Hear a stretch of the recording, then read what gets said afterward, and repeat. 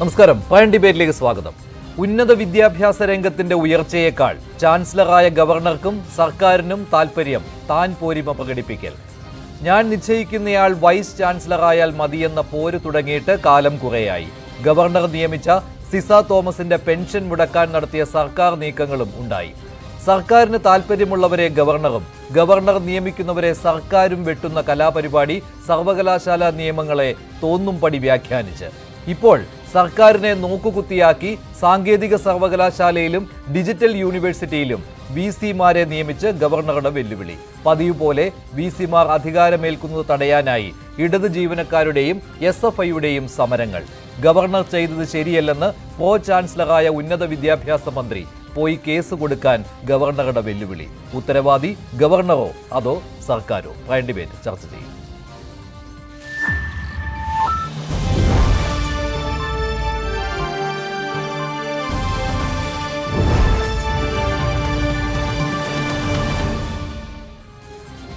CPM നേതാവ് Shri KS Arunkumar, BJP നേതാവ് Shri P Krishnadas, save university forum പ്രതിനിധി പ്രൊഫസർ AG ജോർജ് എന്നിവരാണ് പ്രൈം ഡിബേറ്റിൽ പങ്കെടുക്കുന്നത്. ആദ്യം ശ്രീ KS അരുൺകുമാർ, നമ്മൾ പലതവണ ചർച്ച ചെയ്ത വിഷയമാണ് ഗവർണറും സർക്കാരും തമ്മിലുള്ള പോര്. ഒരു ഇടവേളയ്ക്ക് ശേഷം എന്ന് പറയാം, ഇപ്പോൾ വീണ്ടും അങ്ങനെ വന്നിരിക്കുകയാണ്, അത് ചർച്ച ചെയ്യേണ്ടി വന്നിരിക്കുകയാണ്. ഇത്തവണ സാങ്കേതിക സർവകലാശാലയിലെയും ഡിജിറ്റൽ യൂണിവേഴ്സിറ്റിയിലെയും താൽക്കാലിക VC-മാരുടെ നിയമനത്തെക്കുറിച്ചാണ്. ശരിക്കും എന്താണ് സംഭവിക്കുന്നത്? ഇത് ഞങ്ങൾ നിശ്ചയിക്കുന്നവർ ഗവർണറായാൽ മതിയെന്ന് സർക്കാരും ഞാൻ പറയുന്നവർ VC-മാരായാൽ മതിയെന്ന് ഗവർണറും. ഇത് എത്ര നാൾ ഇങ്ങനെ തുടർന്നു കൊണ്ട് പോകാൻ കഴിയും? ഒരു യൂണിവേഴ്സിറ്റിയിലും ഇപ്പോൾ സ്ഥിരം VC-മാർ ഇല്ല, ആരോഗ്യ സർവകലാശാലയിൽ ഒഴിച്ച്.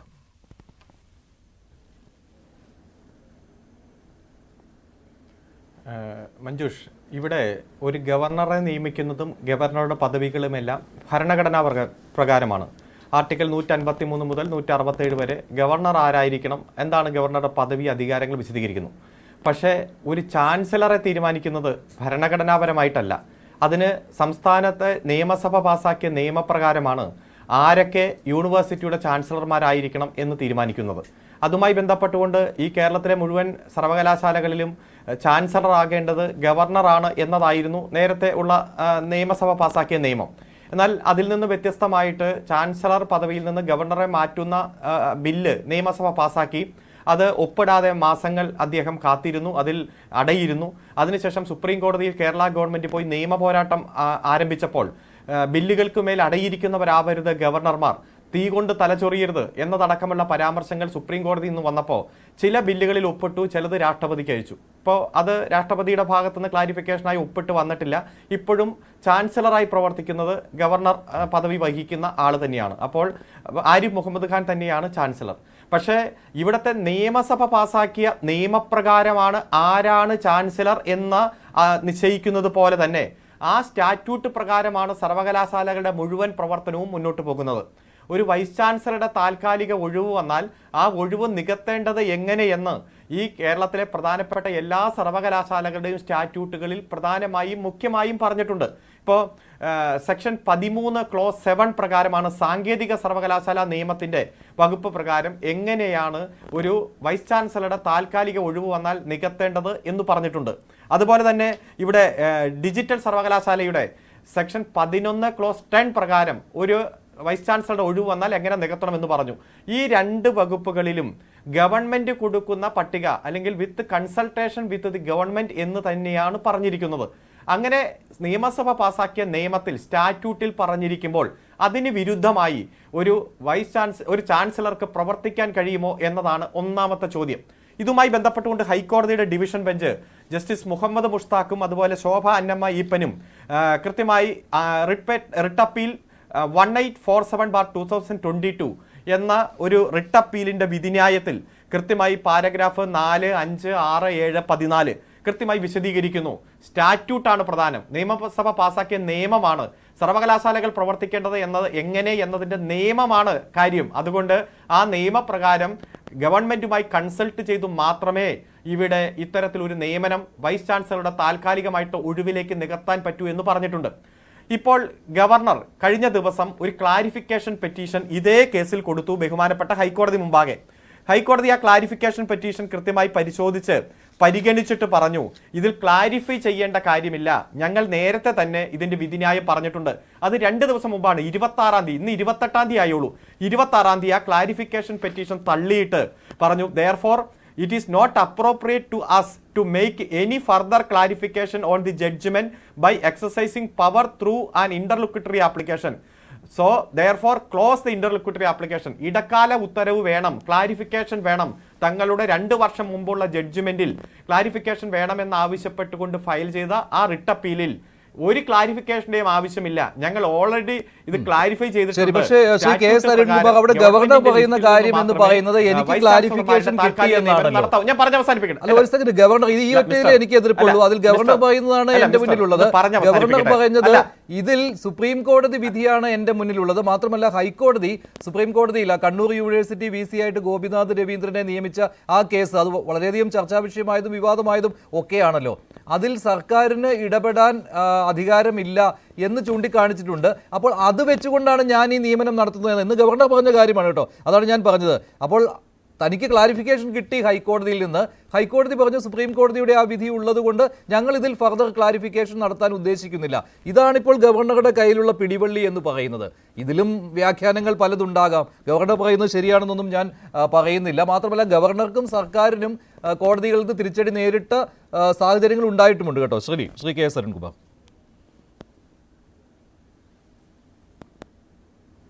മഞ്ജുഷേ, ഇത് എൻ്റെ മുന്നിലുള്ള വിവരം ഇന്നത് എന്നതല്ല. ഞാൻ പറയുന്നത് കൃത്യമായിട്ടുള്ള ഫാക്റ്റാണ്. ബഹുമാനപ്പെട്ട ഹൈക്കോടതിയുടെയും സുപ്രീം കോടതിയുടെയും വിധിന്യായങ്ങൾ ഉദ്ധരിച്ചുകൊണ്ടും ഈ നിയമസഭയും പാസാക്കിയ സ്റ്റാറ്റ്യൂട്ടുകൾ മുന്നിൽ വെച്ചുകൊണ്ടും തന്നെയാണ് ഞാനിത് സംസാരിക്കുന്നത്. അതുകൊണ്ട് ഞാനിത് പറഞ്ഞ് അവസാനിപ്പിക്കുന്നതിന് മുമ്പ് താങ്കൾ ഇടപെട്ട് ഇത് കേൾക്കാനും ഈ വിവരങ്ങൾ മനസ്സിലാക്കാനും ആഗ്രഹിക്കുന്ന ശ്രോതാക്കളെ അവരുടെ കേൾക്കാനുള്ള അവകാശത്തിൽ താങ്കൾ ഇടപെടലേ. ഞാനിത് പറഞ്ഞ് അവസാനിപ്പിക്കുക, എനിക്ക് അധികം സമയമൊന്നും വേണ്ട. ഈ കേസ് ക്ലാരിഫിക്കേഷൻ വേണമെന്ന് ആവശ്യപ്പെട്ടുകൊണ്ട് ഗവർണർ വന്നത് മിനിങ്ങാന്നാണ്. അതായത് 26/11/2024 അതായത് ഇന്നലെ മിനിങ്ങാന്നാണ്.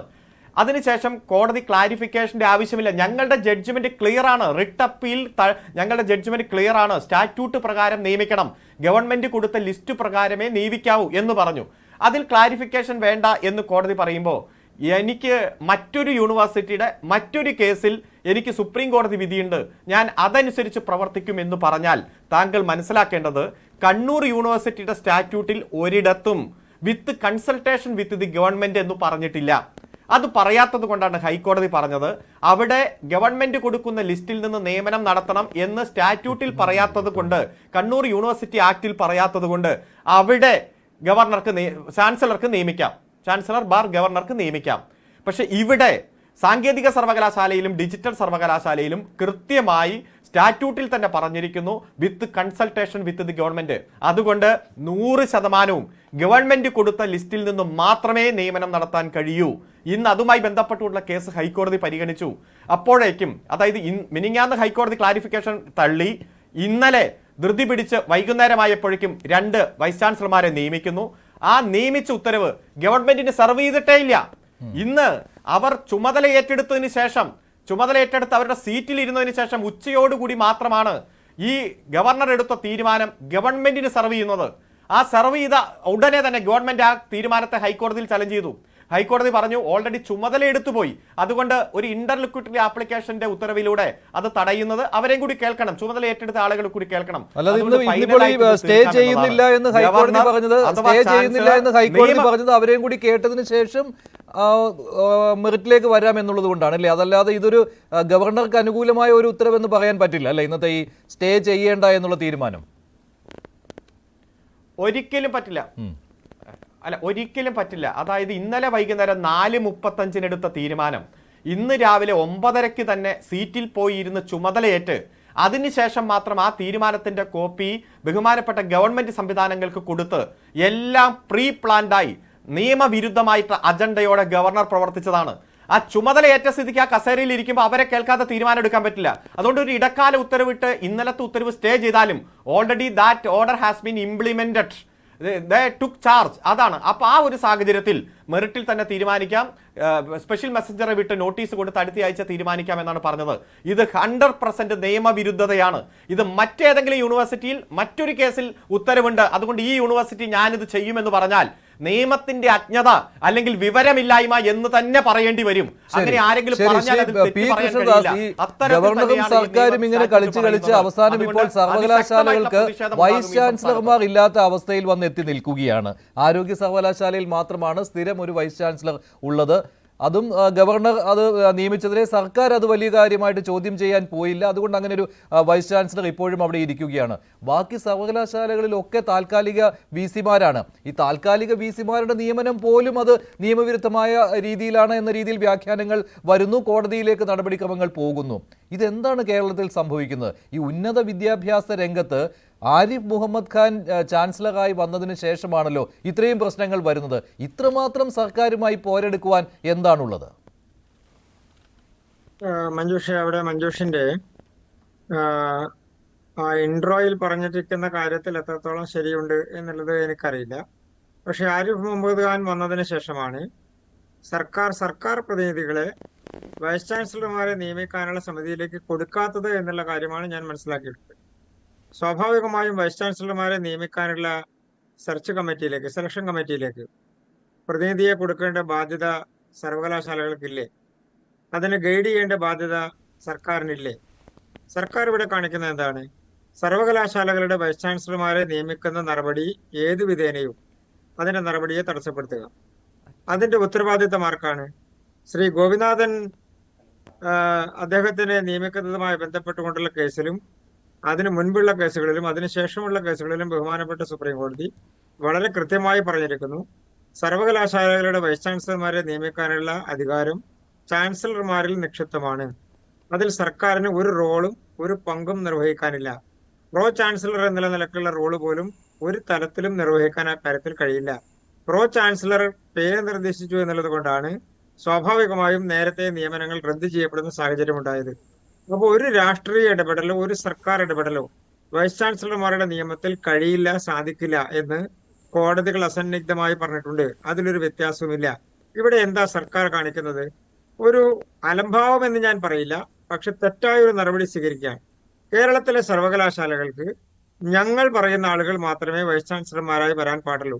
അതിൽ UGCയുടെ പ്രതിനിധിയെ നിശ്ചയിച്ചാലും സെലക്ഷൻ കമ്മിറ്റിയിലേക്ക് മറ്റ് പ്രതിനിധികളെ നിശ്ചയിക്കാനുള്ള ഉത്തരവാദിത്തപ്പെട്ട സ്ഥാനങ്ങളിൽ ഇരിക്കുന്ന സർവകലാശാലകളാണെങ്കിലും അവരുടെ സെനറ്റ് ആണെങ്കിലും സിൻഡിക്കേറ്റ് ആണെങ്കിലും അവരൊക്കെ പല പല സാഹചര്യങ്ങളെ കണക്കിലെടുത്തുകൊണ്ടാണല്ലോ അവരുടെ കമ്മിറ്റിയിലേക്ക് ആളെ കൊടുക്കേണ്ടത്. കോടതികൾ എത്രയോ തവണ സൂചിപ്പിച്ചു, സമയബന്ധിതമായി ആ കമ്മിറ്റിയിലേക്ക് സെലക്ഷൻ കമ്മിറ്റിയിലേക്ക് ആളെ നിയമിക്കണം, ആളെ കൊടുക്കണം, ആളെ തീരുമാനിക്കണം. എന്തുകൊണ്ട് തീരുമാനിക്കുന്നില്ല? അപ്പൊ പ്രശ്നം ഗവർണർ ഏതെങ്കിലും നടപടി സ്വീകരിച്ചു എന്നുള്ളതല്ല. ഗവർണർ എന്നുള്ള നിലക്കുള്ള ചുമതലയുമല്ല അദ്ദേഹം നിർവഹിക്കുന്നത്, ചാൻസലർ എന്നുള്ള നിലക്കാണ്. ചാൻസലർ എന്നുള്ള നിലക്കുള്ള ചാൻസലർ എന്നുള്ള നിലക്കുള്ള അദ്ദേഹത്തിന്റെ ചുമതല നിർവഹിക്കാനുള്ള സാധ്യതയെ ഇല്ലാതെയാക്കണം ഏത് തരത്തിലും. അങ്ങനെ കഴിയുമോ? നമ്മുടെ സർവകലാശാല സ്റ്റാറ്റ്യൂട്ടുകൾ അനുസരിച്ച് അല്ലെങ്കിൽ ഈ സർവകലാശാല നിയമങ്ങളിൽ മാറ്റം വരുത്തണം, അത്രേ ചെയ്യാനുള്ളൂ. അതിലും ഗവർണർ പറഞ്ഞല്ലോ അതിന് മാറ്റം വരുത്തുന്നതിൽ തെറ്റൊന്നുമില്ല, ഞാനതിന് തർക്കമൊന്നുമില്ല എനിക്ക് എന്ന് അദ്ദേഹം സൂചിപ്പിച്ചല്ലോ.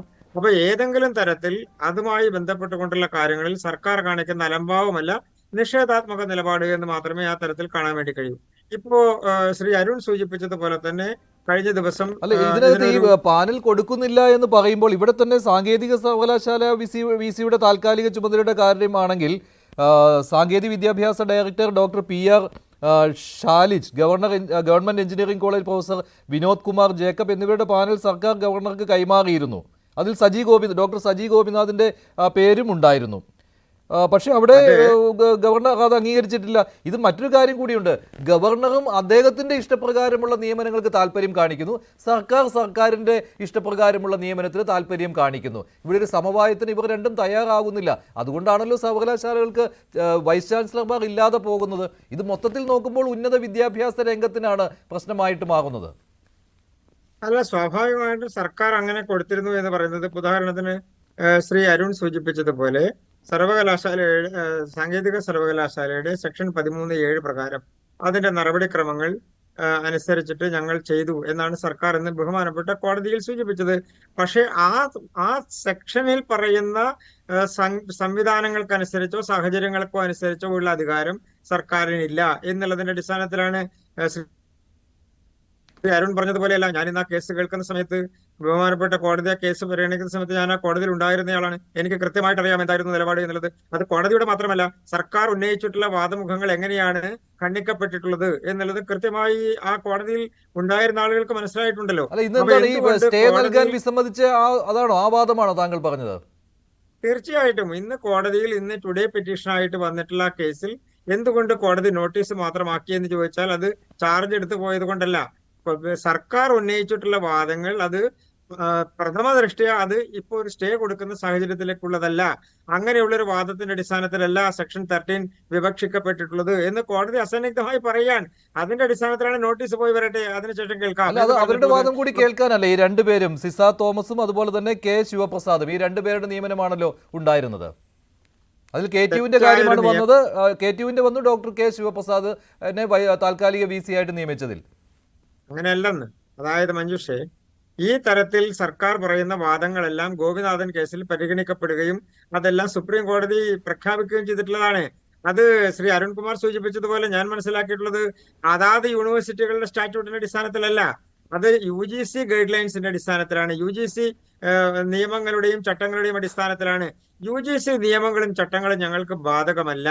ഞങ്ങൾ ഞങ്ങളുടെ ഇഷ്ടത്തിന് കാര്യങ്ങൾ കൊണ്ടുപോകും, ഞങ്ങളുടെ ഇഷ്ടത്തിന് ഞങ്ങൾ പ്രൊസീജിയർ എടുക്കും. അങ്ങനെ ഒരു പ്രൊസീജിയർ എടുക്കാൻ ഒരു സർക്കാരിന് അധികാരമില്ല എന്ന് സുപ്രീം കോടതി പറഞ്ഞിരിക്കുകയാണ്.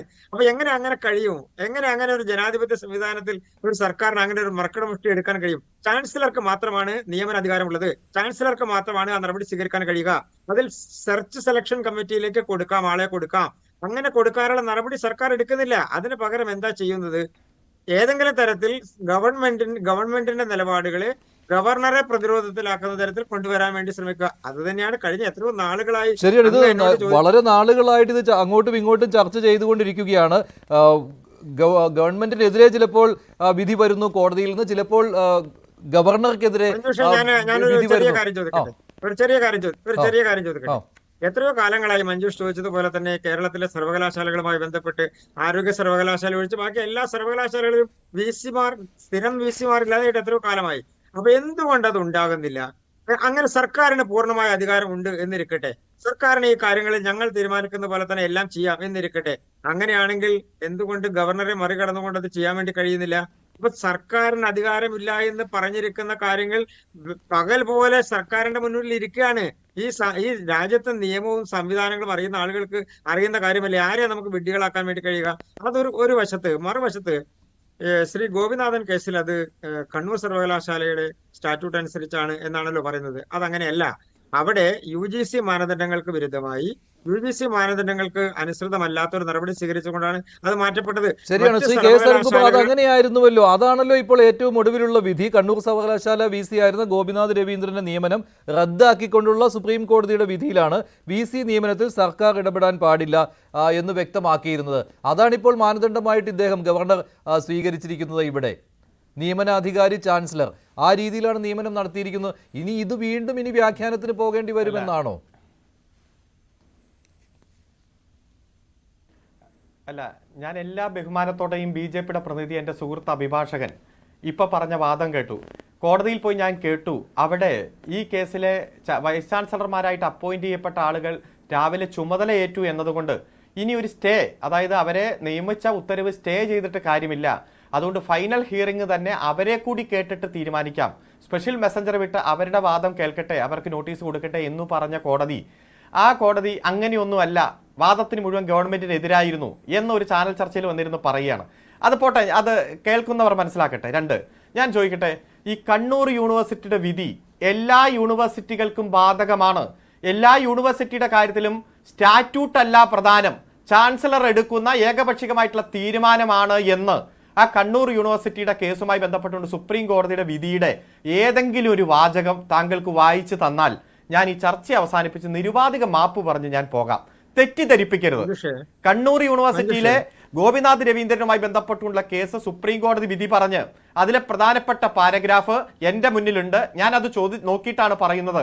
അത് കണ്ണൂർ യൂണിവേഴ്സിറ്റിക്ക് മാത്രമല്ല, കേരളത്തിലെ മറ്റെല്ലാ യൂണിവേഴ്സിറ്റികൾക്കും ബാധകമാണ് എന്ന് ആ വിധിയിൽ ഏതെങ്കിലും ഒരു വരി ഉണ്ടെങ്കിൽ താങ്കളൊന്ന് വായിച്ചു കേൾപ്പിച്ചേ. ഞാനൊന്ന് തിരിച്ചു ചോദിക്കുകയല്ല, എൻ്റെ ഒരു സംശയം ശ്രീ അരുണിനോട് ചോദിക്കുകയാണ്. മഞ്ജുഷയെ ഞാൻ തിരിച്ചൊന്നും വേണ്ട. എന്റെ ചോദ്യം ഡയറക്റ്റ് ക്വസ്റ്റ്യൻ ആണ്. I am putting this question directly. അതിന് ഉത്തരം പറയാതെ അല്ലാതെ ജനങ്ങളെ തെറ്റിദ്ധരിപ്പിക്കാൻ ചർച്ചയിൽ വന്നിരുന്നിട്ട് കാര്യമില്ല. അല്ല, ഞാൻ ഇൻഡയറക്റ്റ് അല്ലെന്ന്, ഞാൻ ഡയറക്റ്റല്ലേ ആൻസർ പറയുന്നത്. ഞാൻ ഇൻഡയറക്റ്റ് ഒന്നും പറഞ്ഞില്ലല്ലോ. ഞാൻ താങ്കൾ നിർത്തിയാൽ മഞ്ജുഷിനോട് അനുവാദം ചോദിച്ചെന്ന് മാത്രമേ ഉള്ളൂ. ഞാൻ ചോദിക്കുന്നത് ഗോപിനാഥൻ കേസിൽ എന്താണ് സുപ്രീം കോടതി പറഞ്ഞത്? വൈസ് ചാൻസലർമാരെ നിയമിക്കുന്ന കാര്യത്തിൽ സുപ്രീം കോടതി പറഞ്ഞ കൃത്യമായിട്ടുള്ള നിലപാട് അത് നിലനിൽക്കുന്നത് UGC നിയമത്തിന്റെ അടിസ്ഥാനത്തിലാണ്, UGC റെഗുലേഷൻസിന്റെ അടിസ്ഥാനത്തിലാണ്. അത് മറ്റ് സർവകലാശാലകൾക്ക് ബാധകമാകുമോ എന്ന് അങ്ങ് എന്നോട് ചോദിച്ചാൽ ഞാനും അങ്ങും പ്രാക്ടീസ് ചെയ്യുന്ന അഭിഭാഷകരാണ്. അതുകൊണ്ട് ഞാൻ എൻ്റെ ഒരു മിനിമം അറിവ് വെച്ചിട്ട് ഞാൻ പറയുന്നത്, ഒരു സർവകലാശാല നിയമത്തെ സംബന്ധിച്ച് വിവക്ഷിക്കുമ്പോൾ അതിൽ UGC സ്റ്റാറ്റ്യൂട്ടാണ് നിലനിൽക്കുക. UGC നിയമത്തിന്റെ അടിസ്ഥാനത്തിലാണ് കാര്യങ്ങൾ പോകേണ്ടതും എന്ന് സുപ്രീം കോടതി പറഞ്ഞാൽ അത് ഈ സർവകലാശാലയ്ക്ക് വേണ്ടി മാത്രമാണ്, രാജ്യത്തെ മറ്റൊരു സർവകലാശാലയ്ക്ക് വേണ്ടിയുള്ളതല്ല എന്ന് എങ്ങനെയാ പറയാൻ കഴിയുക? രാജ്യത്തെ സുപ്രീം കോടതി നിലനിൽക്കുന്നത് കേന്ദ്ര നിയമമായിട്ടുള്ള UGCയുടെ സ്റ്റാറ്റ്യൂട്ടാണ് എന്ന് പറഞ്ഞാൽ അത് അങ്ങനെയല്ല. അത് ആ സർവകലാശാലയുടെ VC കുറിച്ച് മാത്രമാണ്, മറ്റൊരു സർവകലാശാലക്കും അത് ബാധകമല്ല എന്ന് അങ്ങക്ക് എങ്ങനെയാ പറയാൻ കഴിയുക? എനിക്കറിയില്ല അത് പറയാൻ കഴിയുമോ എന്നുള്ളത്. പറയാൻ കഴിയുമായിരിക്കും, അങ്ങക്ക് അത് പറയാൻ കഴിയുമായിരിക്കും, എനിക്ക് അതിനകത്ത് അഭിപ്രായ വ്യത്യാസമൊന്നുമില്ല. പക്ഷെ സാമാന്യമായി മനസ്സിലാക്കുന്ന കാര്യം, സർവകലാശാലകളെ സംബന്ധിക്കുന്ന കാര്യത്തിൽ അത് കൊച്ചിൻ യൂണിവേഴ്സിറ്റിക്ക് ബാധകമാണോ, അത് കേരള യൂണിവേഴ്സിറ്റിക്ക് ബാധകമാണോ എന്നൊക്കെ അങ്ങ് ചോദിച്ചാൽ രാജ്യത്തെ എല്ലാ സർവകലാശാലകൾക്കും ബാധകമാണ് എന്നുള്ളതാണ് അതിന്റെ ഉത്തരം. അതിന്റെ കാരണം സർവകലാശാലകളുടെ VCമാരെ നിയമിക്കുന്നതിൽ സർക്കാരിന് പങ്കില്ല, റോളില്ല, സർക്കാർ ഇടപെടുന്നതിൽ പ്രസക്തിയില്ല, അത് ചെയ്യാൻ കഴിയില്ല. സെലക്ഷൻ കമ്മിറ്റിയിലേക്ക് അല്ലെങ്കിൽ സെലക്ഷൻ കമ്മിറ്റിയിലേക്ക് സർക്കാരിന്റെ പ്രതിനിധിയെ നിശ്ചയിക്കുക എന്ന് പറഞ്ഞാൽ സർവകലാശാല പ്രതിനിധിയെ നിശ്ചയിക്കാനുള്ള സംവിധാനങ്ങൾ അത് സർക്കാരിന് എടുക്കാം, അല്ലെങ്കിൽ സർവകലാശാലകൾക്ക് എടുക്കാം. അത് തന്നെയാണ് UGCയുടെ പ്രതിനിധിയെ നിയമിക്കുന്ന കാര്യത്തിലും അല്ലെങ്കിൽ നിശ്ചയിക്കുന്ന കാര്യത്തിലും. ആ പ്രോസസ് കംപ്ലീറ്റ് ചെയ്യാതെ എന്താണ് കണ്ണൂർ സർവകലാശാല വിധിയുടെ കാര്യത്തിൽ അങ്ങ് എന്നെ വെല്ലുവിളിച്ചുകൊണ്ട് ചോദിച്ചത്? അത് വേറെ ഏതെങ്കിലും സർവകലാശാലയ്ക്ക് ബാധകമാണോ എന്ന് ചോദിച്ചാൽ അത് രാജ്യത്തെ എല്ലാ സർവകലാശാലകൾക്കും ബാധകമാണ്. സുപ്രീം കോടതി ഒരു വിധി പറയുന്നു, അത് സ്റ്റാറ്റ്യൂട്ടിന്റെ അടിസ്ഥാനത്തിലാണ്, അത് നിയമത്തിന്റെ അടിസ്ഥാനത്തിലാണ്, അത് റൂൾസിന്റെ അടിസ്ഥാനത്തിലാണ്. ആ റൂൾസ് എല്ലാ സംവിധാനങ്ങൾക്കും വേണ്ടിയിട്ടല്ലേ വ്യാഖ്യാനിക്കപ്പെടുന്നത്. അങ്ങനെയാണെങ്കിൽ എന്തുകൊണ്ടാണ് മറ്റ് സർവകലാശാലകളിൽ VCകളില്ലാതിരിക്കുന്നത്, VCമാരില്ലാതിരിക്കുന്നത്? എന്തുകൊണ്ടാണ് അത് ഫൈനലായത്? ഇപ്പൊ അങ്ങ് പറഞ്ഞല്ലോ, നേരത്തെ തുടക്കത്തിൽ അങ്ങ് വളരെ ശക്തമായ രീതിയിൽ അങ്ങ് പറഞ്ഞല്ലോ, ഒരു ക്ലാരിഫിക്കേഷൻ പെറ്റീഷനുമായി പോയി, അത് വിധി പറഞ്ഞതിന്റെ പിറ്റേ ദിവസം ഗവർണർ ഇങ്ങനെ ഉത്തരവിറക്കി.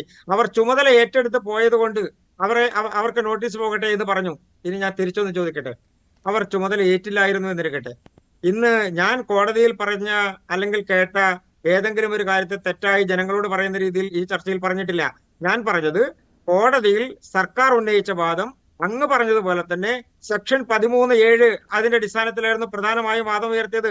അങ്ങനെ ഉയർത്തുന്ന ഒരു വാദത്തിന് ഇപ്പോൾ പ്രസക്തിയില്ല, ആ പ്രൊസീജിയർ അതുമായി ബന്ധപ്പെട്ടുകൊണ്ടല്ല എന്നാണ് ബഹുമാനപ്പെട്ട കോടതി എന്റെ അറിവിൽ ഇന്ന് പറഞ്ഞത്. അത് കോടതിക്കകത്ത് നടന്നൊരു ചർച്ചയായതുകൊണ്ട് അതിന്റെ കൂടുതൽ വ്യാഖ്യാനങ്ങൾക്ക് പ്രസക്തി ഇല്ലാത്തതുകൊണ്ട് ഞാൻ അതിലേക്ക് കടക്കുന്നില്ല. പക്ഷെ സ്വാഭാവികമായും അങ്ങനെ ഒന്നുണ്ടെങ്കിൽ ഏതെങ്കിലും ഒരു കേസിൽ ഗവർണറുമായി ബന്ധപ്പെട്ടുകൊണ്ട് ഗവർണർ സർവകലാശാല VCമാരെ നിയമിച്ചതിൽ സർക്കാരിന്റെ പ്രതിനിധിയെ കൊടുത്തില്ല എന്നുള്ള കാരണം പറഞ്ഞിട്ടാണ് നാളിതുവരെ ഗവർണർക്കെതിരെ ആ നടപടി പൂർത്തീകരിച്ചിട്ടില്ല എന്നുള്ള കാരണത്തിന്റെ അടിസ്ഥാനത്തിലാണ് ഇതുവരെയുള്ള VCമാരുടെ നിയമനവുമായി ബന്ധപ്പെട്ടുകൊണ്ടുള്ള നടപടികൾക്കെതിരായി എപ്പോഴും കോടതികൾ നിൽക്കേണ്ട സാഹചര്യം ഉണ്ടായിട്ടുള്ളത്. എന്തുകൊണ്ടാണ് സർക്കാർ പ്രതിനിധിയെ നിശ്ചയിച്ചിട്ടില്ല എന്ന് പറയുന്നത്, അത് കൊടുത്തിട്ടില്ല എന്ന് പറയുന്നത്?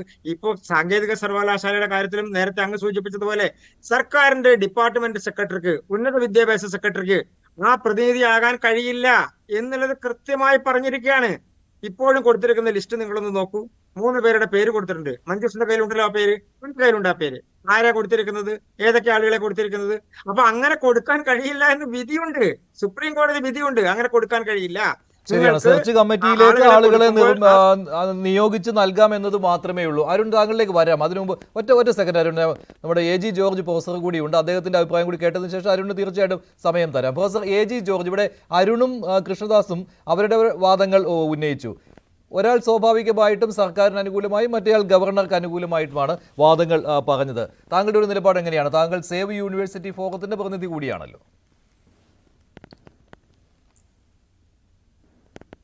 മഞ്ജുഷ, ഇത് കുറെ കാലമായി നമ്മുടെ സംസ്ഥാനത്ത് ഗവൺമെന്റ് 2 സമാന്തര രേഖകളിലൂടെയാണ് കുറെ നാളുകളായി കേരളത്തിൽ സഞ്ചരിച്ചുകൊണ്ടിരിക്കുന്നത്. ഇത് കേരളത്തിന്റെ ചരിത്രത്തിൽ ഒരു പക്ഷേ നമ്മളെല്ലാവരും കോളേജ് വിദ്യാർത്ഥികളായിരുന്നവരാണ്. ഒരു കാലത്തും കേരളത്തിലെ ഇത്രയധികം സർവകലാശാലകളിൽ ഔദ്യോഗിക പൂർണ്ണ ചുമതലയുള്ള വൈസ് ചാൻസലർമാർ ഇല്ലാതിരുന്ന കാലം എൻ്റെ ഓർമ്മയിലില്ല, മഞ്ജുഷിൻ്റെ ഓർമ്മയിലും ഉണ്ടാകാൻ സാധ്യതയില്ല. ഇവിടെ ഇപ്പോൾ യഥാർത്ഥത്തിൽ സംഭവിച്ചിരിക്കുന്നത് എന്താണ്? ഇവിടെ ആക്ഷരികമായി പറഞ്ഞാൽ ഇവിടെ ചാൻസലറും സർക്കാരും തമ്മിലുള്ള ഒരു നാടൻ ഭാഷ ഉപയോഗിക്കുന്നതിന് ശ്രമിക്കണം, ഒരു ചക്കളാത്തി പോരാട്ടമാണ് ഇപ്പോൾ നടക്കുന്നത്. ഇത് ആത്യന്തികമായി മഞ്ജുഷിനോട് ഞാൻ ഒറ്റ കാര്യം പറയാം, ഇതൊരു നീണ്ട നിയമയുദ്ധത്തിലൂടെ മാത്രമേ അവസാനിക്കുകയുള്ളൂ. കാരണം ഇവിടെ ചില ഓരോ ആശയക്കുഴപ്പങ്ങളുണ്ട്. സർവകലാശാലകളുടെ കാര്യത്തിലും ഓരോ നിയമയുദ്ധങ്ങൾ വരികയായിരുന്നല്ലോ പ്രൊഫസർ എ ജി ജോർജ്. ഇനി എത്ര നിയമ പോരാട്ടങ്ങൾ കടക്കണം സർവകലാശാലകൾക്ക് ഒരു വൈസ് ചാൻസലർ ഉണ്ടാകണമെങ്കിൽ? അതെ, ഞാൻ അതിലേക്ക് മഞ്ജുഷിന്റെ ആ വികാരത്തോട് യോജിച്ച് ഞാൻ അതിലേക്കാണ് വരുന്നത്.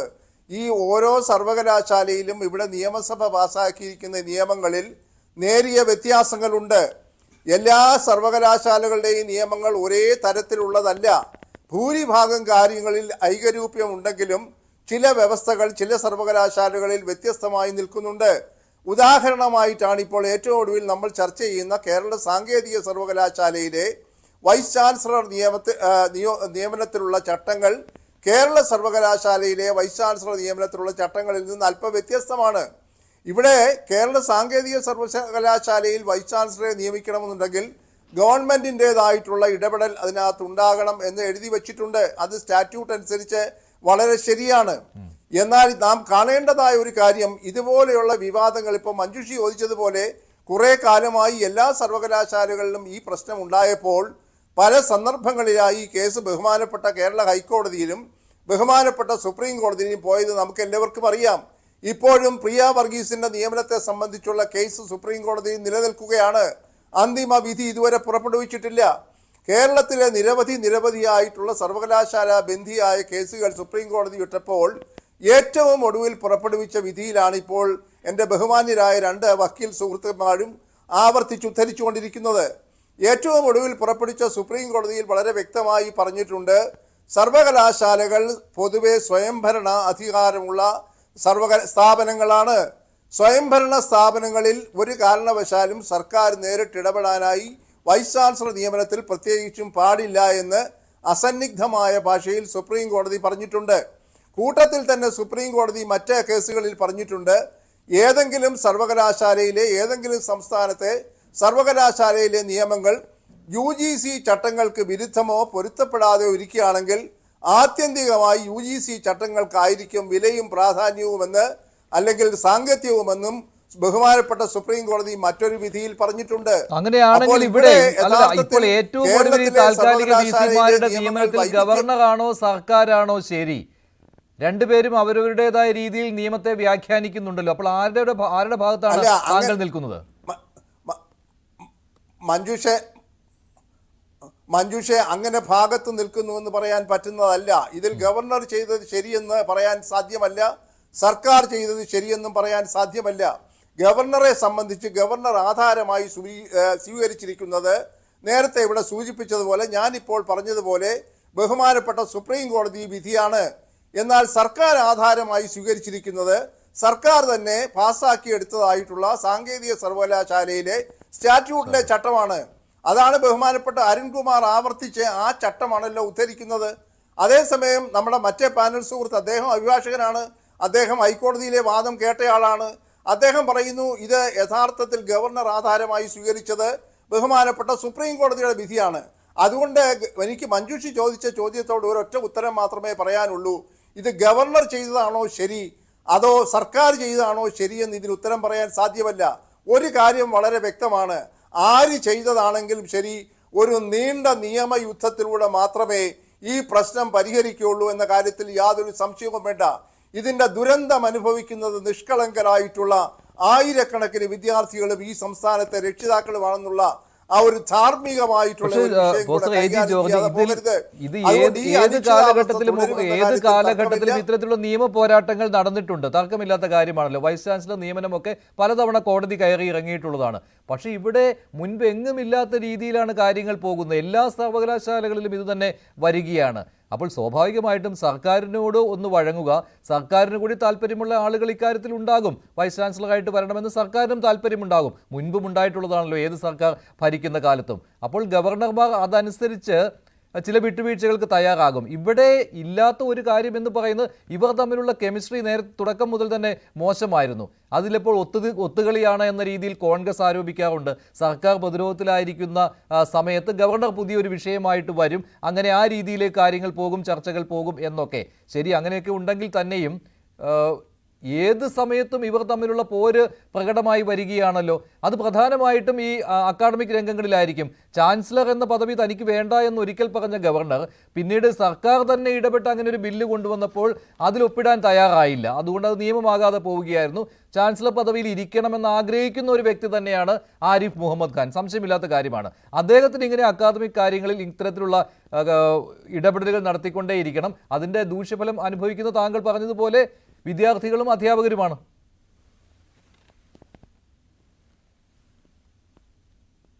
അതെ മഞ്ജുഷേ, അതുകൊണ്ട് ഈ പറയുന്ന അകൽച്ച, അതായത് ഗവർണർ ചാൻസലറായിരിക്കുന്നിടത്തോളം കാലം ഈ തരത്തിലുള്ള അകൽച്ച തുടരുകയാണെങ്കിൽ ഞാൻ സൂചിപ്പിച്ചതുപോലെ ഇപ്പോഴുള്ള അസന്നിഗ്ധാവസ്ഥയും തുടരുമെന്ന കാര്യത്തിൽ യാതൊരു തർക്കവുമില്ല. ഞാൻ അതുകൊണ്ടാണ് തുടക്കത്തിൽ പറഞ്ഞത്, സമാന്തര രേഖകളിൽ ചാൻസലറും സർക്കാരും സഞ്ചരിച്ചാൽ ഈ പ്രശ്നം ഒരിക്കലും പരിഹരിക്കാൻ കഴിയുന്നില്ല. ഞാൻ ഒരു കാര്യം കൂടെ മഞ്ജുഷിൻ്റെ ചൂണ്ടിക്കാണിക്കട്ടെ. കേരള സർവകലാശാലയിൽ ഈ തരത്തിലുള്ള പ്രശ്നങ്ങളൊന്നും ഉണ്ടായിരുന്നില്ലല്ലോ.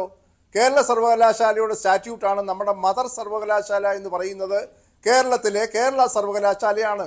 ആ കേരള സർവകലാശാലയുടെ വൈസ് ചാൻസലർ നിയമനത്തിന് തുടങ്ങിയപ്പോൾ എന്താണ് യഥാർത്ഥത്തിൽ സംഭവിച്ചത്?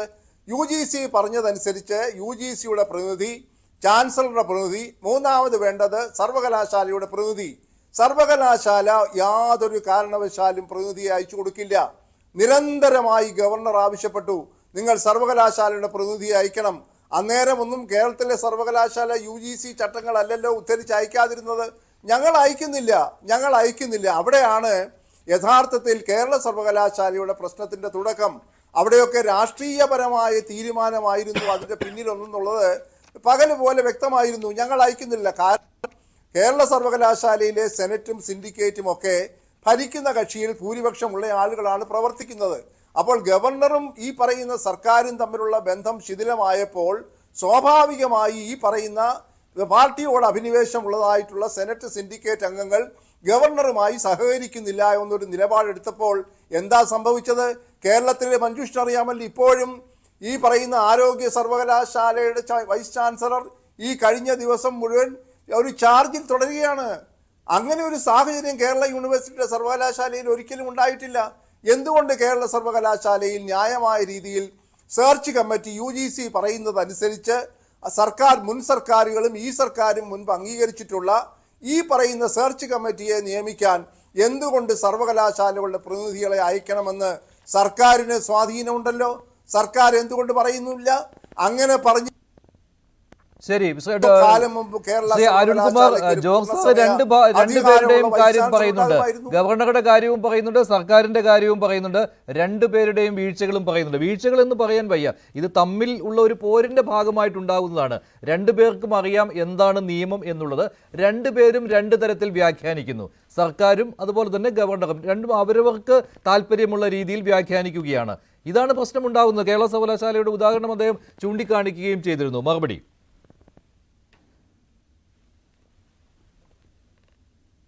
ഇവിടെ ബഹുമാനപ്പെട്ട BJPയുടെ പ്രതിനിധി വളരെ അധികം തെറ്റിദ്ധരിപ്പിക്കാൻ ശ്രമിച്ചിട്ടുണ്ട്.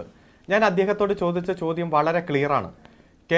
കണ്ണൂർ യൂണിവേഴ്സിറ്റിയുമായി ബന്ധപ്പെട്ടുകൊണ്ട് ഇപ്പോൾ ഗവർണർ കോട്ട് ചെയ്യുന്ന ഡിസിഷനിൽ ഏതെങ്കിലും തരത്തിൽ അതിൽ പറഞ്ഞ കാര്യങ്ങൾ മറ്റ് യൂണിവേഴ്സിറ്റികൾക്ക് ബാധകമാണോ, അല്ലെങ്കിൽ മറ്റ് യൂണിവേഴ്സിറ്റികളുടെ ഏതെങ്കിലും സ്റ്റാറ്റ്യൂട്ടുമായി ബന്ധപ്പെട്ടുകൊണ്ടുള്ള ഒരു പ്രശ്നം ആ കോടതി പരിഗണിച്ചിട്ടുണ്ടോ?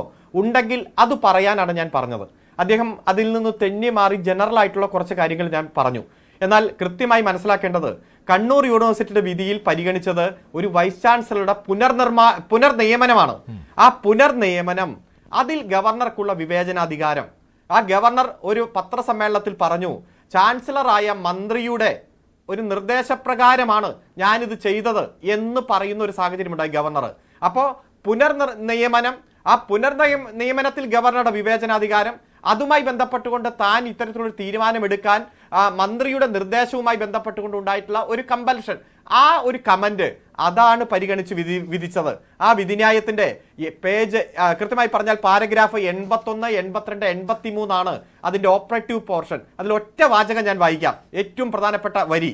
The chancellor was required to discharge his statutory duties in accordance with the law and guided by the dictates of his own judgment and not at the behest of anyone else. ഇതാണ് interpret ചെയ്യുന്നത്.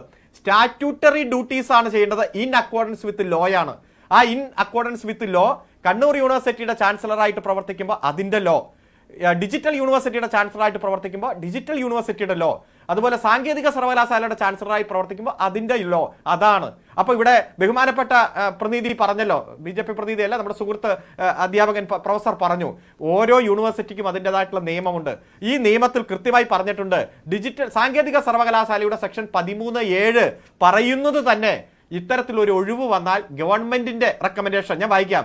Wear the vacancy of vice chancellor arise in any of the following circumstances the chancellor may appoint vice chancellor of any other university or pro vice chancellor of the university or secretary to government or higher education department recommended by the government എന്ന് കൃത്യമായി പറയുമ്പോൾ supreme കോടതി പറഞ്ഞത് സ്റ്റാറ്റ്യൂട്ടിന് വിധേയമായി, statutory right in accordance with law എന്ന് പറഞ്ഞേക്കുമ്പോൾ എനിക്ക് വേറെ അധികാരമുണ്ടെന്നൊക്കെ ഗവർണർ പറഞ്ഞാൽ എന്ത് മറുപടിയാണ് അതിന് പറയേണ്ടത്?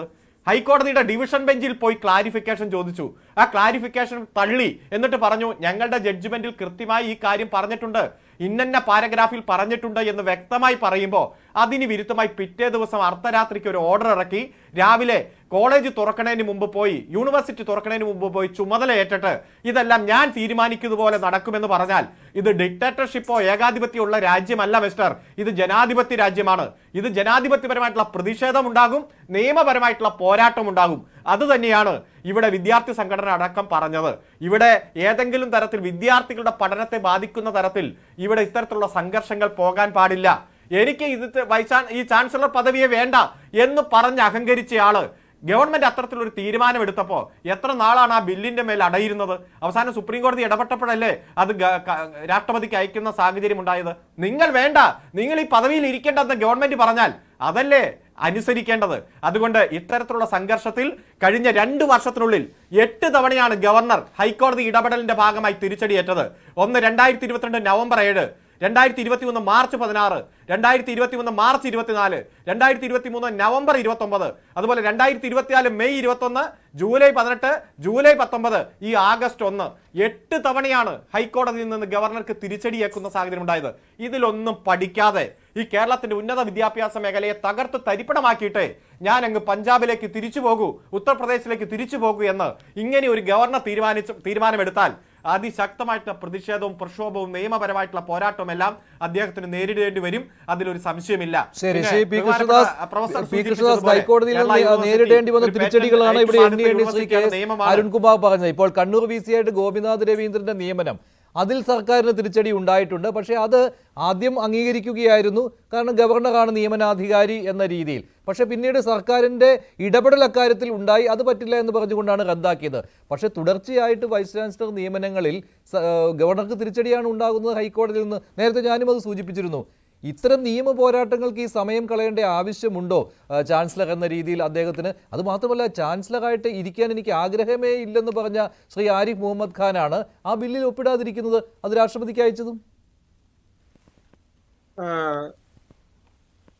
മഞ്ജുഷേ, ഇവിടെ ബഹുമാനപ്പെട്ട ശ്രീ അരുൺകുമാർ പറയുമ്പോൾ അദ്ദേഹം ജഡ്ജ്മെന്റിന്റെ ഒരു വാചകം എടുത്ത് പറഞ്ഞിട്ട് ഇതെല്ലാം ആപ്ലിക്കബിൾ ആണ് എന്ന് പറഞ്ഞാൽ, നമ്മുടെ APJ അബ്ദുൽ കലാം ടെക്നിക്കൽ യൂണിവേഴ്സിറ്റിയുടെ സെക്ഷൻ 13(7) ആണല്ലോ അദ്ദേഹം വായിച്ചു കേൾപ്പിച്ചത്.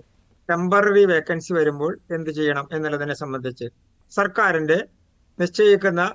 നിശ്ചയിക്കുന്ന ആളെ അപ്പോയിന്റ് ചെയ്യണം. അദ്ദേഹം അതിലെ 13(2) ഒന്ന് വായിച്ചാൽ അദ്ദേഹത്തിന് അത് കൃത്യമായി മനസ്സിലാകുമായിരുന്നു. എങ്ങനെയാണ് വൈസ് ചാൻസലറെ നിയമിക്കാനുള്ള സെലക്ഷൻ കമ്മിറ്റി ഉണ്ടാകുന്നത്? അവിടെ കൃത്യമായി പറയാണ്, vice chancellor shall be appointed by the chancellor on the recommendation of the government and thereafter the vice chancellor shall be appointed by the chancellor from among the panels of names recommended by the search committee consisting of the following members: one member from elected by the Board of Governors, one member nominated by the AICTE, the Chief Secretary, third clause, the Chief Secretary of the state who shall be the convener of the committee. അങ്ങനെയുള്ള ഒരു selection കമ്മിറ്റിയിലേക്ക് സർക്കാർ പ്രതിനിധിയെ, ഇത് technical യൂണിവേഴ്സിറ്റിയുടെ കാര്യത്തിൽ, മറ്റ് യൂണിവേഴ്സിറ്റികളുടെ കാര്യത്തിൽ ആ സർവകലാശാലകളുടെ പ്രതിനിധിയെ കൊടുക്കാൻ പറഞ്ഞിട്ട്, സർക്കാരിന്റെ പ്രതിനിധി എന്നുള്ള നിലക്ക് വരേണ്ടയാളെ കൊടുക്കാൻ പറഞ്ഞിട്ട്, റെക്കമെൻഡേഷൻ ഓഫ് ദി ഗവൺമെന്റ് എന്നുണ്ട് മിസ്റ്റർ അരുൺ. നമ്മളെല്ലാവരും ഇതെല്ലാം വായിച്ചു ഒരേ കാര്യം തന്നെയല്ലേ വായിക്കുന്നത്. സർക്കാർ പ്രതിനിധിയെ കൊടുക്കാത്തത് കൊണ്ടാണല്ലോ ഈ കേസുകളെല്ലാം അങ്ങ് പറയുന്നത് പോലെ കോടതികളിൽ ഗവർണർ എല്ലാം പരാജയപ്പെട്ടു. എങ്ങനെയാ പരാജയപ്പെടുന്നത്? UGC സ്റ്റാറ്റ്യൂട്ട് അനുസരിച്ച് അങ്ങ് പറഞ്ഞ ഒരു പ്രധാനപ്പെട്ട കാര്യം, സർവകലാശാലകളുടെ സ്റ്റാറ്റ്യൂട്ടിനെ അനുസരിച്ച് മാത്രമേ ചെയ്യാൻ പാടുള്ളൂ എന്ന് പറഞ്ഞിട്ടുണ്ട്. അവിടെയും സുപ്രീം കോടതി വിധികൾ എന്താ പറയുന്നത് ശ്രീ അരുൺകുമാർ? ഞാൻ അങ്ങയെ ഒരു തരത്തിലും അങ്ങയുടെ വാദത്തെ ഖണ്ഡിക്കാൻ വേണ്ടി ശ്രമിക്കുകയില്ല. ഞാൻ എന്റെ വാദം പറയാം. അവിടെയും സുപ്രീം കോടതി എന്താ പറഞ്ഞിട്ടുള്ളത്? സർവകലാശാലകളുടെ സ്റ്റാറ്റ്യൂട്ടുകൾ ഉള്ളപ്പോൾ തന്നെ സെൻട്രൽ ആക്ട് നിലനിൽക്കുന്നത് UGC ആണ്. ആ UGC നോംസ് എന്താണ്? സർവകലാശാലയുടെ പ്രതിനിധി, സർക്കാരിന്റെ പ്രതിനിധി, ഗവർണറുടെ പ്രതിനിധി, ആ പ്രതിനിധികളടങ്ങുന്ന സെർച്ച് കമ്മിറ്റി അല്ലെങ്കിൽ സെലക്ഷൻ കമ്മിറ്റി, ആ സെലക്ഷൻ കമ്മിറ്റി സർവകലാശാല വൈസ് ചാൻസലറുടെ പാനൽ കൊടുക്കണം. 3 മുതൽ 5 വരെയുള്ള ആളുകളുടെ പാനൽ കൊടുക്കണം. ഒരിക്കൽ പോലും കേരള ഗവൺമെന്റ് അല്ലെങ്കിൽ കേരളത്തിലെ സർവകലാശാലകൾ ആ സെലക്ഷൻ കമ്മിറ്റിയിലേക്ക് പ്രതിനിധിയെ കൊടുക്കാത്തത് കൊണ്ട് കേരളത്തിലെ വൈസ് ചാൻസലർമാരെ നിയമിക്കാനുള്ള സാധ്യതയില്ലാതെയാകുന്നു.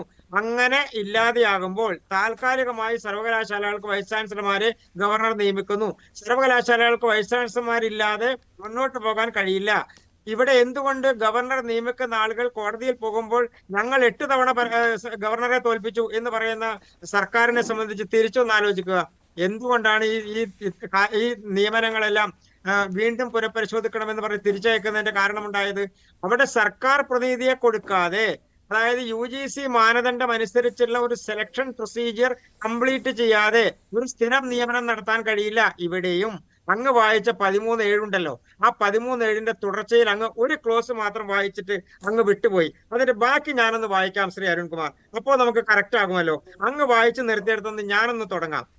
അതിന്റെ ക്ലോസ് അങ്ങ് വായിച്ച ആദ്യത്തെ ഭാഗം, education department recommended by the government to the vice chancellor for the period of not exceeding 6 months. Names. ഇനി അതിന്റെ തൊട്ട് താഴത്തേക്ക് where the committee appoint sub clause 1. Sub clause 1 ഏതാ? ഇതിന്റെ ആദ്യത്തേതാ, സർവകലാശാലയുടെ വൈസ് ചാൻസലറെ നിയമിക്കുന്നതുമായി ബന്ധപ്പെട്ട unable to recommend any name within the time limit specified with the chancellor. ഇനി അതിന്റെ ഒന്നൊന്നായി പറഞ്ഞു വരുന്നിടത്ത് ഇനി ഇതിൽ നിങ്ങൾ കൊടുത്തിട്ടുള്ള പേരുകളൊന്നും നമുക്ക് തിരിച്ചു നോക്കാമല്ലോ. ഇങ്ങനെയുള്ള ആളുകളെ നിയമിക്കാൻ പറ്റുമോ എന്നുള്ളതിനെ സംബന്ധിച്ച്. അത് സർവകലാശാലകളുടെ നിയമനവുമായി ബന്ധപ്പെട്ടുകൊണ്ട് ബഹുമാനപ്പെട്ട സുപ്രീം കോടതി എത്രയോ ഘട്ടങ്ങളിൽ പറഞ്ഞിരിക്കുന്നു, സർവകലാശാലകളുടെ വൈസ് ചാൻസലർമാരായി ടെക്നിക്കൽ യൂണിവേഴ്സിറ്റിയുടെ സ്റ്റാറ്റ്യൂട്ടിൽ അതുണ്ടോ ഇല്ലയോ എന്നുള്ളതിനല്ല പ്രസക്തി ഉള്ളത്.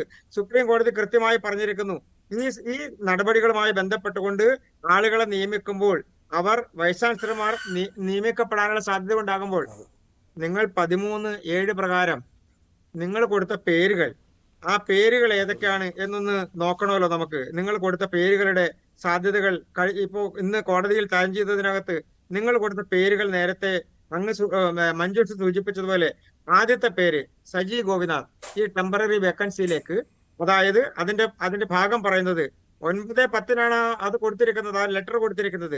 അതിൽ പറയുന്നത് in this scenario as per section 7 of section 13 of the APJ Abdul Kalam Technical University Act 2015, government is recommending the panel of the following faculties who are having the qualifications prescribed by UGC for selections to the post of Vice Chancellor temporarily till the regular appointment is made. ആരുടെയൊക്കെയാണ്? Saji Gopinath, vice chancellor incharge Abdul Kalam university. Second one Shajil PR, director technical education. 3 doctor Vinod Kumar Jacob, professor electronics. ഇവിടെയാണ് സാങ്കേതികപരമായിട്ടുള്ള പ്രശ്നം. ഇതാണ് UGC norms അനുസരിച്ച് കഴിയില്ല എന്ന് supreme കോടതി പല കേസുകളിൽ പറഞ്ഞിട്ടുള്ളത്. ഇനി അതിന്റെ നിയമവശങ്ങളും അതിന്റെ നൂലാമാലകളും ഒക്കെ കോടതി പരിശോധിക്കട്ടെ. ഇവിടെ എപ്പോഴും ഉണ്ടാകുന്ന ഒരു സാങ്കേതിക പ്രശ്നം ശ്രീ അരുൺകുമാർ സൂചിപ്പിച്ചതുപോലെ തന്നെ എല്ലാ കേസുകളും ഗവർണർ തോക്കുന്നു, എല്ലാ കേസുകളും ഗവർണർക്ക് തിരിച്ചടി നേരിടുകയോ ഇനി നല്ല രീതിയിൽ പോവുകയോ എന്ത് വേണമെങ്കിലും ചെയ്യട്ടെ. കേരളത്തിലെ സർവകലാശാലകൾക്ക് വൈസ് ചാൻസലർമാർ വേണ്ടേ? ഇതാണല്ലോ പ്രാഥമികമായിട്ടുള്ള ചോദ്യം. ഇതാണല്ലോ അത് പ്രാഥമികമായിട്ടുള്ള ഗവർണറും പ്രശ്നം. തിരിച്ചറിയേണ്ടേ ശ്രീ കൃഷ്ണദാസ്? സർക്കാർ മാത്രം തിരിച്ചറിഞ്ഞാൽ പോരല്ലോ. സർക്കാർ തിരിച്ചറിയണം മഞ്ജുഷ്. അവിടെയാണ് പ്രശ്നം. ഗവർണർക്ക് സ്വയം ഒരു തീരുമാനമെടുക്കാൻ കഴിയില്ല. എന്തുകൊണ്ട് കേരളത്തിലെ സർവകലാശാലകളെ നിയമിക്കാനുള്ള സെർച്ച് കമ്മിറ്റിയിലേക്ക് സർവകലാശാല പ്രതിനിധികളെ കൊടുക്കുന്നില്ല? കോടതി എത്ര തവണ ചോദിച്ചു? എത്ര തവണ നിങ്ങൾക്ക് എത്ര സമയം ശരിയാണ്. വേണമെന്ന് ശ്രീ കെ പറഞ്ഞു? എസ് അരുൺകുമാർ എന്തുകൊണ്ട് കൊടുക്കുന്നില്ല? ഞാൻ നേരത്തെ അത് ശ്രീ കൊടുക്കുന്നില്ല. ജോർജ് ആ സാർ പാനൽ പറഞ്ഞപ്പോഴും വരണ്ടേ? താങ്കളോട് ചോദിച്ചിരുന്നു. എന്തുകൊണ്ട് പാനൽ വരുന്നില്ല? സെലക്ഷൻ കമ്മിറ്റി വരുന്നില്ല? ഗവർണർക്ക് സ്വയം തീരുമാനിക്കാൻ കഴിയുമോ? ഗവർണർ സ്വയം തീരുമാനിക്കുമ്പോൾ ഇതേ ടെക്നിക്കൽ റീസൺ ഉപയോഗിച്ചുകൊണ്ടാണ് അരുൺ കോടതി പറയട്ടെ, വീണ്ടും അരുൺ പോകുന്നത്. പറയട്ടെ. ഞങ്ങളുടെ പ്രതിനിധി ഇല്ല.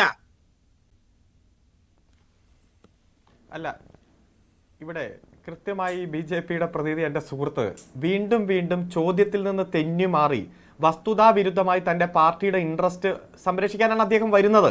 പക്ഷെ നിയമത്തെയും കോടതി വിധികളെയും വളച്ചൊടിക്കുകയാണ്. ഇവിടെ താൽക്കാലികമായിട്ടൊരു വൈസ് ചാൻസലറെ നിയമിക്കുന്നതും സ്ഥിരമായി ഒരു വൈസ് ചാൻസലറെ നിയമിക്കുന്നതും രണ്ടും രണ്ടാണ്. താൽക്കാലികമായിട്ട് 6 മാസ കാലയളവിലേക്ക് വൈസ് ചാൻസലറെ നിയമിക്കേണ്ടി വരുന്ന സാഹചര്യം ഏത് സാഹചര്യത്തിൽ വന്നാലും ഇന്നതേ ചെയ്യാവൂ എന്ന് സെക്ഷൻ 13(7) സാങ്കേതിക സർവകലാശാലയുടെ കാര്യത്തിലും സെക്ഷൻ 11(10) ഡിജിറ്റൽ സർവകലാശാലയുടെ കാര്യത്തിലും നിയമസഭ പാസാക്കിയ നിയമം ഇവിടെയുണ്ട്. ആ നിയമപരമായി മാത്രമേ പോകാൻ പറ്റൂ എന്ന് സുപ്രീം കോടതി തന്നെ പറഞ്ഞിരിക്കുകയാണ്. ഒരു തരത്തിലും UGC നിയമം ഉണ്ടെങ്കിൽ അങ്ങനെ ഇങ്ങനെയൊന്നുമല്ല. ഈ രാജ്യത്ത് നിയമം ലോകസഭ പാസാക്കിയതായാലും നിയമസഭ പാസാക്കിയതായാലും അത് ബന്ധപ്പെട്ട അതോറിറ്റി നിയമപരമായിട്ട് മുന്നോട്ട് പോകണമെന്ന് തന്നെയാണ് സുപ്രീം കോടതി പറഞ്ഞിരിക്കുന്നത്. അപ്പോൾ ഇവിടെ നമ്മുടെ മുന്നിലുള്ള വിഷയം 6 മാസത്തേക്ക് ഒരു താൽക്കാലികമായിട്ട് ഒരു വൈസ് ചാൻസലറെ നിയമിക്കുക എന്നാണ്. അപ്പോൾ വരുമ്പോൾ പറയുകയാണത് അവിടെ നിർദ്ദേശമില്ല, റെപ്രസെന്റേഷൻ ഇല്ല. അത് പൂർണ്ണമായിട്ടുള്ള ഒരു വൈസ് ചാൻസലറെ നിയമിക്കുന്ന കാര്യത്തിലാണ് അത്തരത്തിലുള്ള സെലക്ട് കമ്മിറ്റി മറ്റു കാര്യങ്ങളും എല്ലാം പറയുന്നത്. പിന്നെ താങ്കൾ പറയുകയാണ് ഇന്ന പേരുകളല്ലേ കൊടുത്തിരിക്കുന്നത്. ആ പേരുകൾ പരിഗണിക്കാനോ ആ ലിസ്റ്റ് വാങ്ങിക്കാനോ ഈ ഗവർണർ തയ്യാറല്ല. അതിൽ പെടാത്തൊരാളെ നിയമിക്കുകയാണ്. ഇപ്പൊ ഏതെങ്കിലും ഈ 3 പേരിൽ മെറിറ്റ് ഇല്ല, ഇന്ന അയോഗ്യതയുണ്ട്, അതുകൊണ്ട് എനിക്ക് കൺസിഡർ ചെയ്യാൻ കഴിയില്ല എന്നതാണ് ബഹുമാനപ്പെട്ട ഗവർണർ പറയുന്നതെങ്കിൽ നമുക്ക് മനസ്സിലാക്കാം. ഇവിടെ ഹൈക്കോടതിയുടെ സിംഗിൾ ബെഞ്ചും ഡിവിഷൻ ബെഞ്ചും എല്ലാം പറഞ്ഞ് സ്റ്റാറ്റ്യൂട്ട് പ്രകാരം നിയമപരമായിട്ട് പോകണം. സുപ്രീം കോടതിയുടെ വിധിയിലും ഞാൻ ആദ്യം പറഞ്ഞതുപോലെ പുനർനിയമനവുമായി ബന്ധപ്പെട്ടുകൊണ്ട് സെക്ഷൻ 10 കണ്ണൂർ യൂണിവേഴ്സിറ്റി ആക്ട് മാത്രം ഇന്റർപ്രറ്റ് ചെയ്ത ഒരു വിധിയിൽ പറഞ്ഞ് അതിൽ ഗവർണർക്ക് അധികാരമുണ്ട് എന്ന് പറഞ്ഞു എന്ന് വെച്ച് എല്ലാ നിയമസഭ പാസാക്കിയ നിയമത്തെയും ഞാൻ വെല്ലുവിളിക്കുമെന്ന് ഗവർണർ പറയുമ്പോൾ ഇതിൽ നിന്ന് തെന്നി മാറിയാണോ ചർച്ച ചെയ്യേണ്ടത്? ഇന്ന് നമ്മുടെ മുന്നിലുള്ള വിഷയം ഗവൺമെന്റ് കൊടുത്ത ഈ ലിസ്റ്റ് എന്തുകൊണ്ട് ഗവർണർ പരിഗണിച്ചില്ല? അത് പരിഗണിക്കാതെ ഏകപക്ഷീയമായി തനിക്ക് ഇഷ്ടമുള്ളയാളെ നിയമിച്ചു. ആ നിയമന ഉത്തരവ് പോലും ഗവൺമെന്റിന് കൊടുക്കാതെ രാവിലെ കൃത്യമായി കോടതി തുറക്കുന്നതിന് മുമ്പ് തന്നെ സർവകലാശാല തുറന്ന് അവരെ കൊണ്ടുപോയി കസേരയിൽ ഇരുത്തിയിട്ട് ഞാൻ വലിയ പുള്ളിയാണെന്ന് പറഞ്ഞാൽ അത് അംഗീകരിക്കാൻ കഴിയുമോ എന്നുള്ള വിഷയമാണ്. പിന്നെ എന്നോട് ചോദിച്ച ചോദ്യം, എല്ലാ സർവകലാശാലകളും ഈ സംസ്ഥാനത്തെ മുഴുവൻ സർവകലാശാലകളിലും സെർച്ച് കമ്മിറ്റിയും ഗവൺമെന്റ് നോമിനിയും അതുപോലെ തന്നെ ഗവർണറുടെ നോമിനിയും UGC നോമിനിയും എല്ലാം സമയത്ത് തന്നെ വരണം. ഒരു സർവകലാശാലകളിലും വൈസ് ചാൻസലർ നിയമനം വൈകരുത്. അങ്ങനെ വൈകിക്കഴിഞ്ഞാൽ കുട്ടികളുടെ സർട്ടിഫിക്കറ്റ് പോലും കൃത്യസമയത്ത്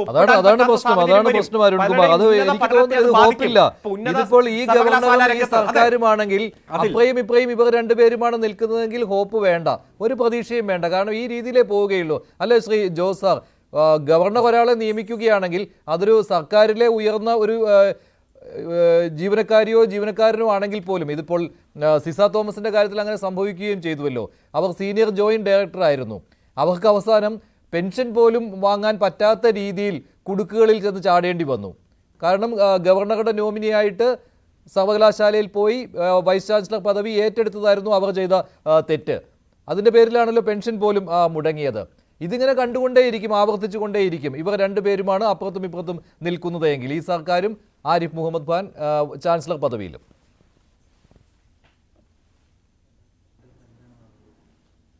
മഞ്ജുഷേ, അതിൻ്റെ ഒരു ചെറിയ ഒരു ചിത്രമല്ലേ ഇപ്പോൾ നമ്മുടെ 2 പാനലിസ്റ്റുകൾ ചെയ്തുകൊണ്ടിരിക്കുന്നത്? അവർ വാദിഭാഗവും പ്രതിഭാഗവും തമ്മിലുള്ള വാദം പോലെ കോടതിയിൽ വാദിക്കുന്ന പോലെയാണ് വാദിക്കുന്നത്. ഒരു പക്ഷം ഒരു ബഹുമാനപ്പെട്ട മെമ്പർ ഗവൺമെൻറ് ചെയ്യുന്ന നടപടിയെ പൂർണ്ണമായി സാധൂകരിക്കുന്നു, മറ്റേ മെമ്പർ അദ്ദേഹം ഗവർണർ ചെയ്ത നടപടിയെ സാധൂകരിക്കുന്നു. ഇതിൻ്റെ മധ്യത്തിലുള്ള പ്രശ്നമാണ്. ഇവരിടയ്ക്കിടയ്ക്ക് ഈ ധാർമ്മിക പ്രശ്നം പറയുന്നുണ്ട്, കുട്ടികളുടെ ഭാവിയെക്കുറിച്ചൊക്കെ വളരെ ആശങ്ക പറയുന്നുണ്ട്. പക്ഷേ എനിക്ക് വളരെ മിതമായി ചോദിക്കാനുള്ളത്, ഈ ജനങ്ങളുടെ പക്ഷത്ത് നിന്നുകൊണ്ട് മഞ്ജുഷേ, ഈ തരത്തിലുള്ള ഈ സംവാദമാണോ നമുക്ക് ആവശ്യം? അനന്തമായി ഇങ്ങനെ നീളുന്നതായിട്ടുള്ള ഞാനാണ് ശരിയെന്ന് ഞാൻ പറയുകയും മഞ്ജുഷാണ് ശരിയെന്ന് മഞ്ജുഷ് പറയുകയും ചെയ്തുകൊണ്ടിരുന്നാൽ ഇതൊരിക്കലും യോജിക്കാത്ത രീതിയിലേക്ക് കാര്യങ്ങൾ പോകുമ്പോൾ അതിൻ്റെ തിക്തക ഫലങ്ങൾ അനുഭവിക്കുന്നത് ആരാണ് എന്ന ചോദ്യം നമ്മുടെ മുൻപിൽ നിൽക്കുകയാണ്. അപ്പോൾ ഇവിടെ അതുകൊണ്ടാണ് ഞാൻ തുടക്കത്തിൽ പറഞ്ഞത് മഞ്ജുഷേ, ഇത് ഈ തരത്തിലുള്ള വാദങ്ങൾ നിലനിൽക്കുന്നിടത്തോളം കാലം ബഹുമാനപ്പെട്ട അഡ്വക്കേറ്റ് അരുൺകുമാർ പറഞ്ഞു വിദ്യാർത്ഥി സംഘടനകളും അതുപോലെ എല്ലാവരും ഇതിനെ ശക്തമായി പ്രതിഷേധിക്കുമെന്ന് പറയുമ്പോൾ എന്താണ് സംഭവിക്കാൻ പോകുന്നത് എന്നുള്ളതിൻ്റെ സൂചന ഇപ്പോൾ തന്നെ ലഭിച്ചു കഴിഞ്ഞിരിക്കുന്നു. അതായത് ഒരു നിമിഷം പോലും ഇന്ന് അതിൻ്റെ സൂചന കണ്ടു, മഞ്ജുഷ് കണ്ടു കാണും എന്നാണ് എൻ്റെ വിചാരം. അതായത് ഡിജിറ്റൽ സർവകലാശാലയിൽ വൈസ് ചാൻസലറായി പ്രവേശിച്ചതായിട്ടുള്ള അദ്ദേഹം പ്രവേശിക്കാൻ ചെന്നപ്പോൾ അദ്ദേഹത്തിനെതിരെ ശക്തമായിട്ടുള്ള ഡിജിറ്റൽ സാങ്കേതിക സർവകലാശാലയിൽ വൈസ് ചാൻസലറായി ശിവപ്രസാദ് ചാർജ് എടുക്കാൻ പോയപ്പോൾ അവിടുത്തെ ജീവനക്കാർ ഉൾപ്പെടെയുള്ള ആളുകൾ വന്ന് ശക്തമായി പ്രതിഷേധിച്ചു. അത് അവരുടെ കാര്യം, അപ്പോൾ അത് ഒരു സൂചനയാണ്. എന്നാൽ സീസ തോമസ് ചാർജ് എടുത്തപ്പോൾ അവിടെ അങ്ങനെയുള്ള ഒരു പ്രതിഷേധമൊന്നും കണ്ടില്ല. അതിനി നാളെയോ മറ്റന്നാളോ ഉണ്ടാകുമെന്നതിൻ്റെ സൂചനയും ലഭിച്ചു കഴിഞ്ഞിരിക്കുന്നു. ഇവിടെ മഞ്ജുഷ പറഞ്ഞത് തന്നെയാണ് ഇതിൻ്റെ അടിസ്ഥാനപരമായ പ്രശ്നം.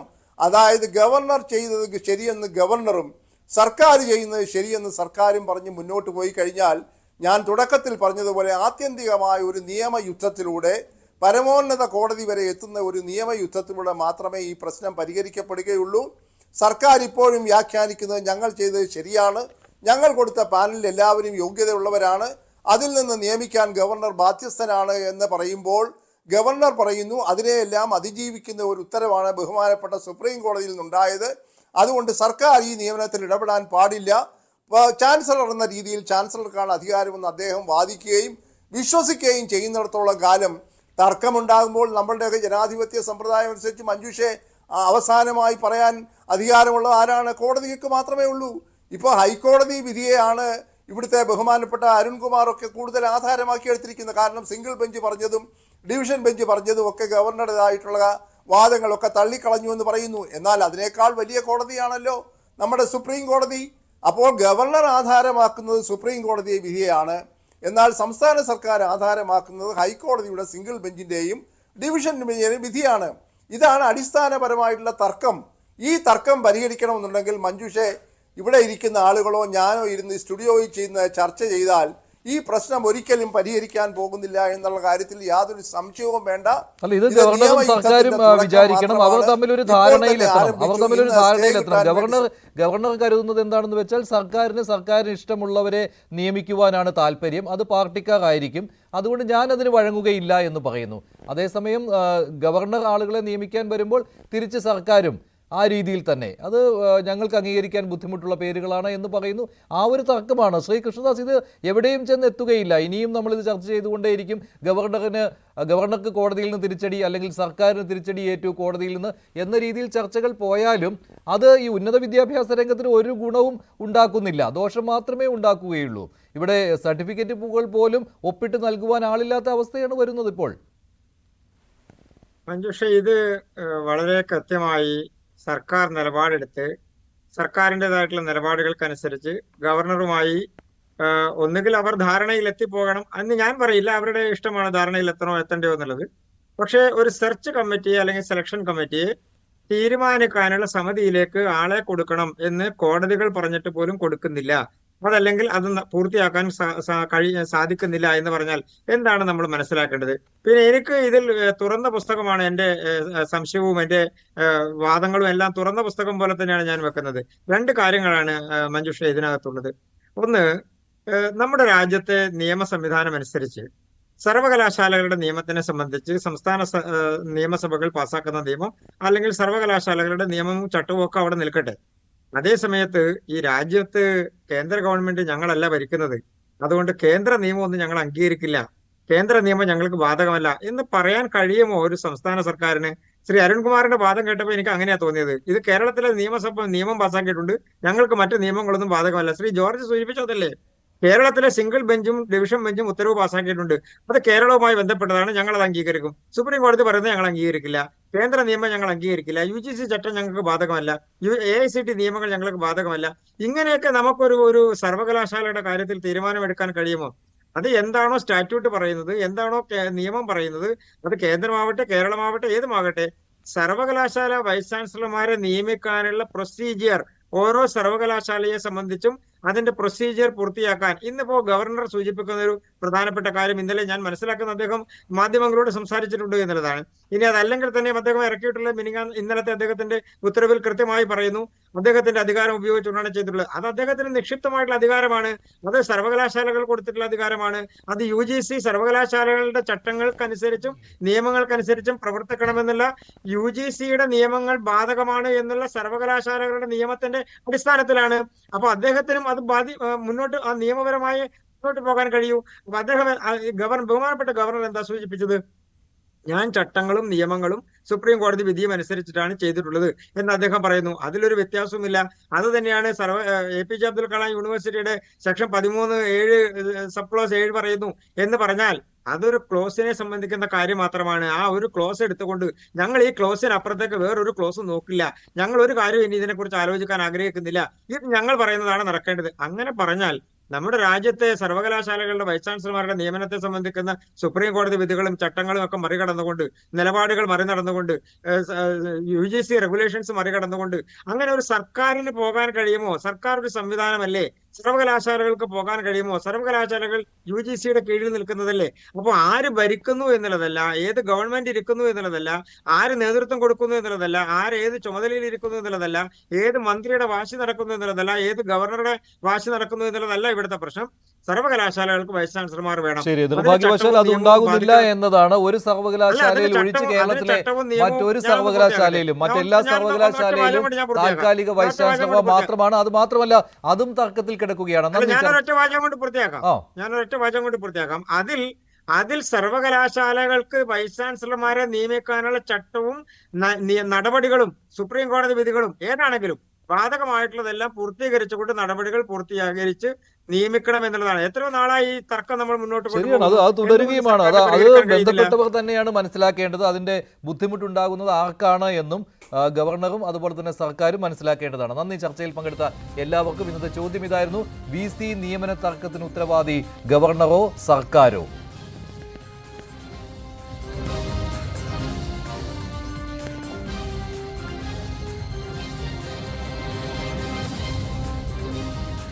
വേണ്ടി പേര് അവസാനിക്കുന്നു. നന്ദി, നമസ്കാരം.